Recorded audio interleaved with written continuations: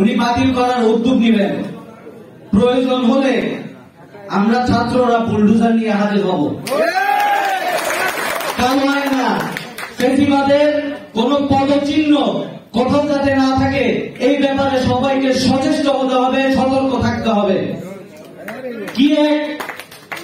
কি এক সাইকোপ্যাথের অধীনে আমরা ছিলাম যে দিনের বেলা নির্দেশিত হত্যা করার আর রাতের বেলা প্রেস কনফারেন্স ডেকে বলতো স্বজন হারানোর বেদনা আমি বুঝি। সাইকোপ্যাথের অধীনে আমরা ছিলাম। আল্লাহ এই সাইকোপ্যাথের হাত থেকে আমাদেরকে রক্ষা করেছেন। আমরা নতুন জীবন পেয়েছি। আমার ভাই ফাহিম এখানে উপস্থিত আছে, যার পুরো এক হাতি নাই।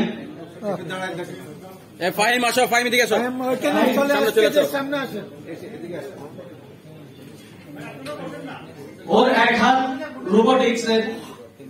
তো আমরা নতুন জীবন পেয়েছি, কিন্তু 2000-এর অধিক জীবন অকালে চলে গেছে।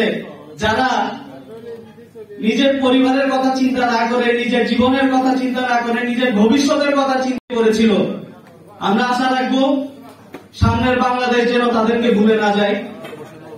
আপনারা নতুন বাংলাদেশকে উপভোগ করুন, নতুন বাংলাদেশ নতুন ভাবে শুরু করুন, নতুন সিস্টেম চালু করুন, সবকিছু সংশোধন করুন, আওয়ামী লীগের পদচিহ্ন মুছে দিন।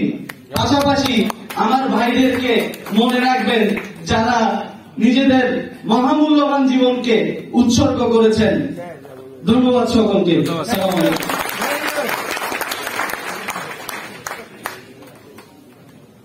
ধন্যবাদ জনাব মোহাম্মদ শাহেদ, আপনার এত সুন্দর বক্তব্য রাখার জন্য। আমরা যেন সবাই মনে রাখি এই কথাগুলো। এবার